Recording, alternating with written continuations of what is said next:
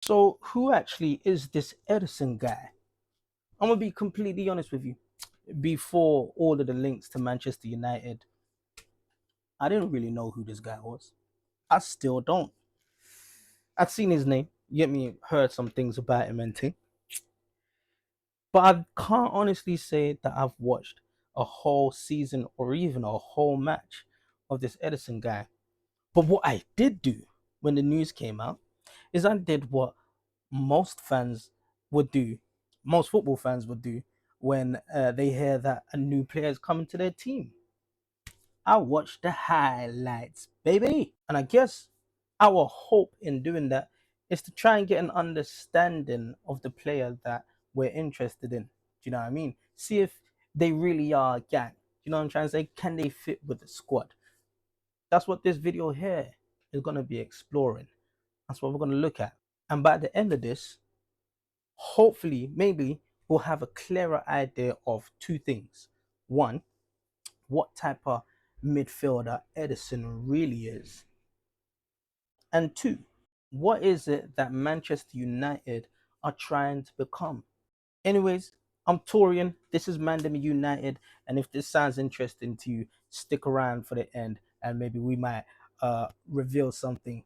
In the meantime, like, comment, subscribe, and let's get into it. So, the first thing I'm going to talk about is the eye test. And I looked at some footage. I can't play the footage due to copyright stuff, but I looked at some footage.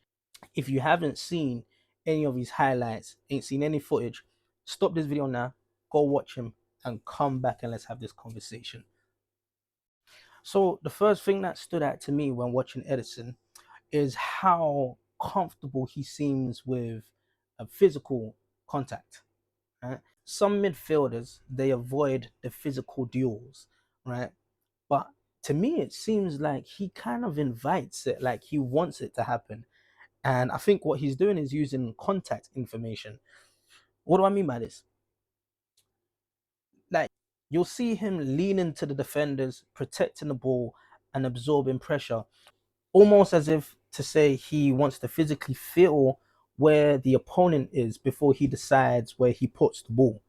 It's a navigational thing for him. That's what I think.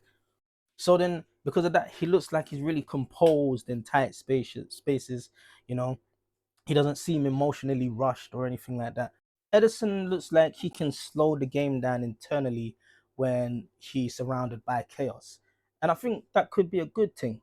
He's physically strong, he's got good balance, good ball control, and technically, he's a little cleaner than I expected, you know.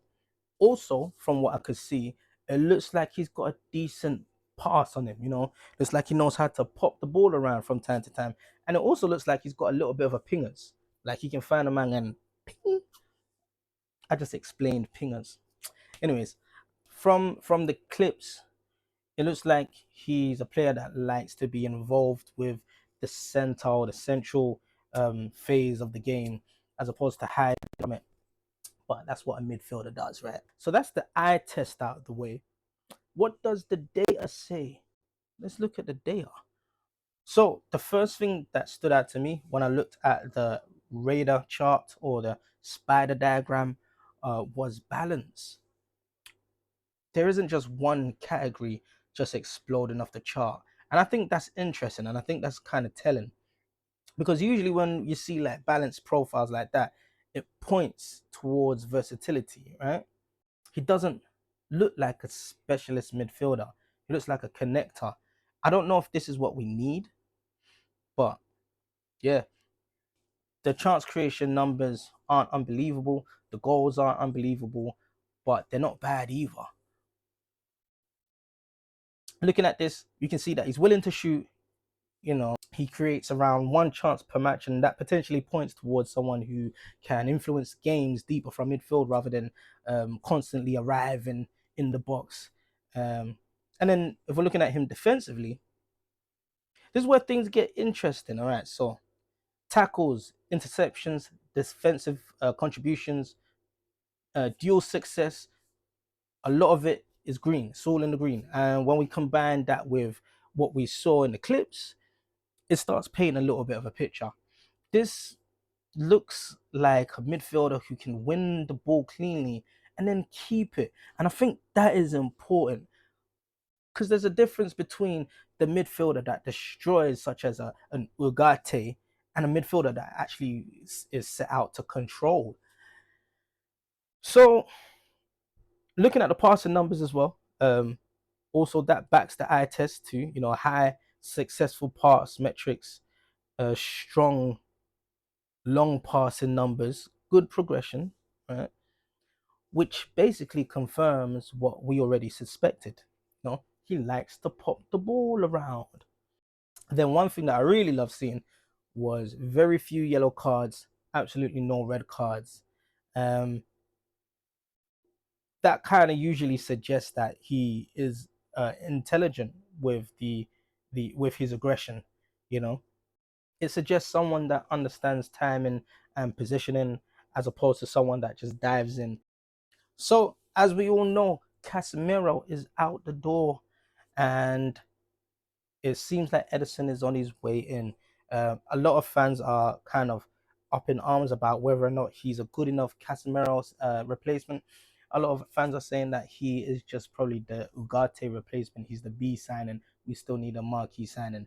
And whether that's true or not, we know that he's coming in to do a particular job. And if we look at Casemiro's metrics, right, or the data on Casemiro, just the spider chart alone, I'm gonna pop it up on the screen so we can see it. This is it. This is it. This is not gonna be topped or beaten by anyone who plays in that position. This alone lets you know that Casemiro is a very important piece of what we were able to achieve, particularly last season. And if we compare this side by side next to Ederson's, Ederson doesn't have the quality, but he definitely does have the potential. So what could this mean for Manchester United?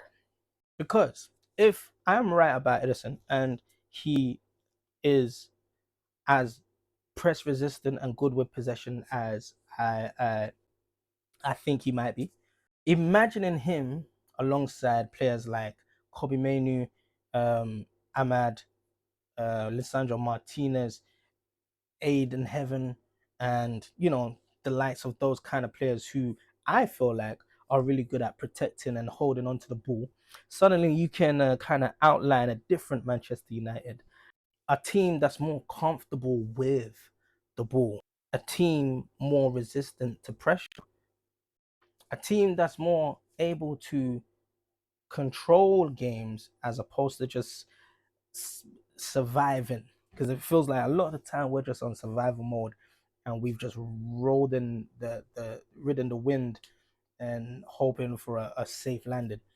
But a player like Ederson could really control the rhythm that we play with, and of course we still need the risk takers. We need the Bruno Fernandes, the Cunhas, the Mbeuemos, and the probably even the Dorgus. Those are the players that will attempt the difficult things. But football is about balance, and you need the controllers and you need the risk takers. And us leaning more into this controller type of midfielder, I just think it's interesting. Let's just see what happens.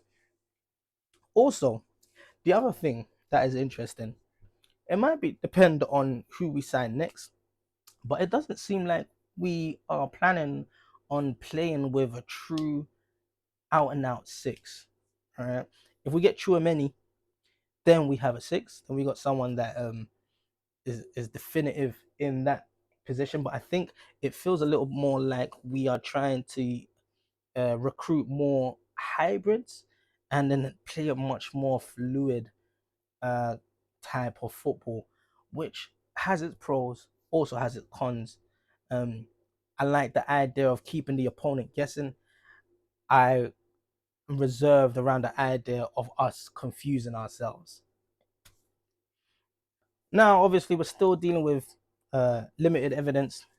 We haven't watched every single game. We can't pretend like this is a definitive scouting report.